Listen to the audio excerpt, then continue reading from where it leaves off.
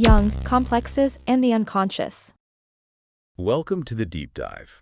Ready to explore the hidden depths of the human psyche. Always ready for a deep dive. Today we're looking at excerpts from this, it's a fascinating psychological text, originally written in another language, which always adds another layer, doesn't it? It does. Adds a certain mystery, I suppose. Right.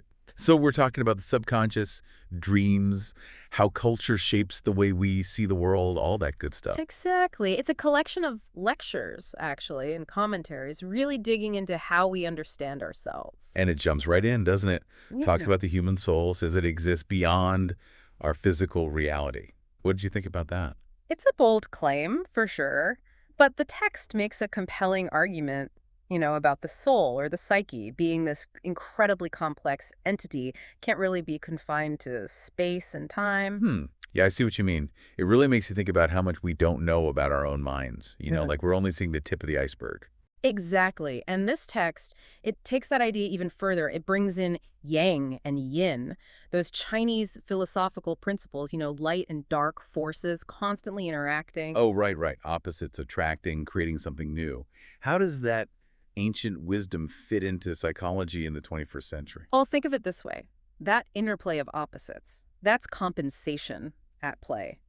A key principle in psychology, really. Our psyche is always striving for balance between contrasting forces. Okay, so there are these opposing forces within us, constantly pushing and pulling. What happens when things feel totally chaotic, like we're in decline? Like that metaphorical seesaw has tipped too far. That is the question, isn't it? The text suggests that even in those moments of chaos, our subconscious, it's already planting the seeds for something new. Wow. That's kind of reassuring, isn't it? Even when things feel like they're falling apart, there's this hidden part of ourselves working towards something new. Absolutely. And that idea, finding potential in chaos, we'll see that pop up again and again in this text. It's all about recognizing the multiple perspectives within us, especially those contradictory forces that can lead to, true understanding. Speaking of chaos, this text goes deep into dreams. It's like our brains are trying to tell us something, but in this whole other language. Right. It's fascinating, isn't it? Dreams as a glimpse into the unconscious mind where things aren't quite so logical. It's like our brains are speaking in symbols and metaphors instead of plain English. Exactly. And the text uses this great example. Let me see if I can recall it correctly. A young man stealing an apple from a garden. Okay, sounds pretty straightforward, dream-wise. Yeah. But you know how dreams can be. Even when the imagery is simple, the emotions can feel incredibly real. Exactly. And that's the unconscious at work. What's interesting is how this dream, the apple stealing, it can reveal a lot about what's going on inside the dreamer's mind. So how do we even begin to unpack that meaning? I feel like every time I try to analyze my dreams, it's like Going down a rabbit hole. Totally. Well, that's where dream analysis can be helpful. The text suggests that instead of taking dream symbols literally, we need to look at the underlying emotions, the themes.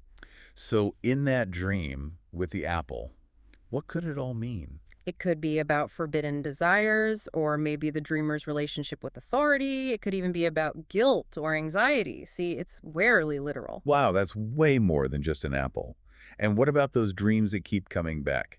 The recurring ones. Ah, yes. Those can be very telling. The text suggests they often point to unresolved issues, anxieties we might be pushing away in our waking lives. Like our subconscious is sending us a message on repeat. Hello, pay attention to this. Precisely. And this leads us to another key concept from the text. Complexes. Complexes. Okay, those sound kind of intense. They can be quite powerful. Think of them as these unconscious clusters of emotions, memories, and they influence our thoughts, our behaviors, often without us even realizing it. So these complexes are working behind the scenes, shaping how we see the world. You could say that. The text even compares them to these mischievous imps wreaking havoc in our unconscious. Imps. Okay, now I'm a little freaked out. But are complexes always a bad thing? That's a great question. And the text actually challenges that common view of complexes as something to be feared. Oh, really? Yeah, it suggests that if we can approach our complexes with a sense of curiosity, if we're willing to understand them, they can actually offer valuable insights. Huh.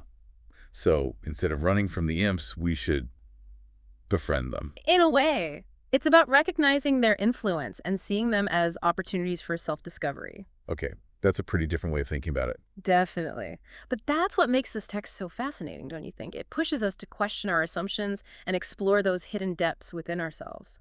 Speaking of hidden depths, this text goes even deeper, gets into this whole idea of a collective unconscious. Ah, yes. A fascinating concept. It is. So instead of just having our own personal unconscious, we're also tapping into this, well, like a shared unconscious with everyone else. Exactly. Think of it as this deeper layer of the psyche, but it's universal, shared by all of humanity. And it's full of these archetypes, these symbols that we all recognize on some level. Okay, so we've got our personal stuff and then this deeper level that connects us all.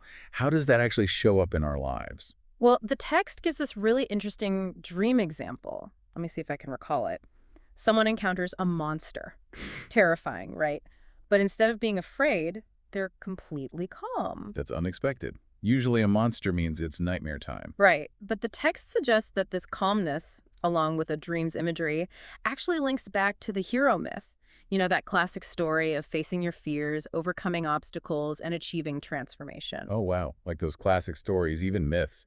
So the dreamer might not even realize it, but their dream is tapping into this universal story. Precisely. And that's just one example of how those archetypal patterns from the collective unconscious can show up. The text suggests that by recognizing these patterns, we can really understand ourselves better, our own journeys. It's like those ancient stories.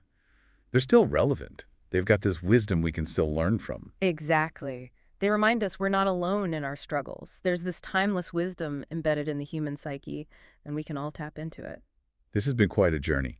We've explored the depths of the unconscious, met those mischievous complexes, even touched on the collective unconscious connecting us all. It really highlights how vast and complex the human mind is, doesn't it? Absolutely. We've learned so much from this text, and I hope you have too.